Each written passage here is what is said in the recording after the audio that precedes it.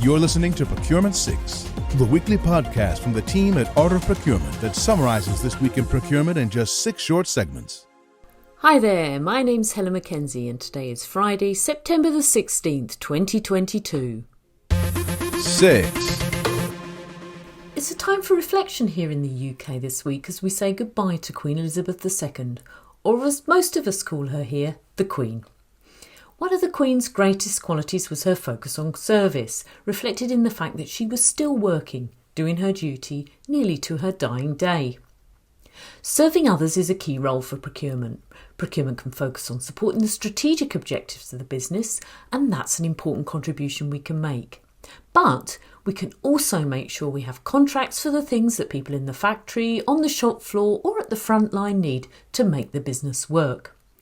Our job is to make things better, to serve, whoever that might be in the business. So as we say goodbye to the Queen and all the positive things she stood for, I'll leave you with this great question from Thomas Near from an episode of the Sourcing Hero podcast, which helps us think about the people we serve.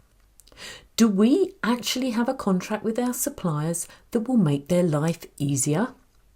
If not, perhaps it's time to rethink what we're doing. Time to serve. 5. In this week's podcast, Philip Ideson talks to Martin Bierman, Chief Product Officer at the HRS Group, a global tech company with a focus on business travel. One of the interesting aspects of the insight Martin shared was how his team makes best use of all the data they have to effectively manage what can be, in my experience, quite a complex category to get right for our stakeholders. Here's Martin. So we basically found ways along our what we call the 5S paradigm. So that is, again, safety, security, sustainability, savings, but then also satisfaction. So we basically bring down, we look into different traveler segments. So we identify business units, but also the behavior in terms of cohort of activity around travel. So who is a road warrior to who is an occasional traveler, maybe traveling once a year to a company event or so. And then we look into their behavioral patterns driven down by market, but also by business unit, because usually you see in a certain function they work, in a certain market they work, under a certain subsidiary, then you see a clustering of the behavioral aspects. And then you understand which hotel services are basically surveyed in the review or in the feedback function of our platform, how well or how bad. Sounds like a great way to leverage all that data. You can hear the full conversation between Martin and Philip in our latest Art of Procurement episode, wherever you choose to listen to your podcasts. 4. Making decisions is something we do constantly in life, isn't it? Today, I've already made a decision about what to wear, what to have for breakfast, and what to curate for you in this episode of Procurement 6. In procurement, our advice and recommendations help stakeholders to make decisions, and we want that advice to bring something new to the conversation and that process. Facilitating differentiated decision making is one of the ways procurement makes an impact. Sometimes small, sometimes big, sometimes 10x. So how can we provide our stakeholders with new data or information that we've pulled together in a different way to provide a different perspective? Archlet Jacob Mantz suggests procurement can achieve this by accelerating the time to a decision and maximising the freshness date of the data. I love that idea of freshness, don't you? Check out Philip Ideson's interview with Jacob, which is part of a Startup and Growth podcast series, using the link in the show notes. This is Procurement 6 from Art of Procurement. To get notified every time an episode is published, go to artofprocurement.com/subscribe. 3. Last week, I asked a question on LinkedIn about favourite ice cream flavours. I was making the case for vanilla and I got a great response. But what's ice cream got to do with procurement, I hear you ask? Well, quite a lot as it happens. It's a great metaphor for procurement's role. In the past, procurement only used to have one flavour, a narrow and defined role. But now we can be whatever suits the business needs. We don't need to be stuck on vanilla. As Proxima's Simon Gill tells us, There isn't one flavour of procurement functions, right? You can't go in and say, this is what procurement should do.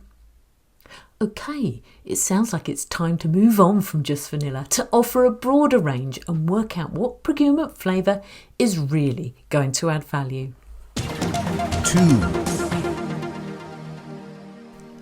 An article published by the A-Register on Apple News this week reports that heads of procurement can breathe easy as the many months of disruption in the personal computing supply chain have come to an end. Dell CFO Tom Sweet was upbeat this week as he stated, "There's always going to be some issues in that chain, but in general, from our perspective, it's operating more like the historical norm." This view was echoed in August by JP Morgan, although they did highlight that the availability of some chips may not be the right type to satisfy all demand. And manufacturers like Volkswagen are less optimistic. Their view is that semiconductor supply is unlikely to meet auto industry demand until 2024. Interesting times ahead for the supply chain for chips, I think.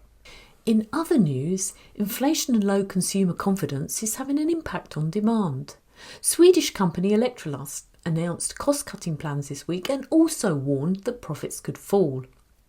Reuters reports that, in Germany, a rising number of companies are failing and that the economy could stagnate or even contract in the second half of 2022.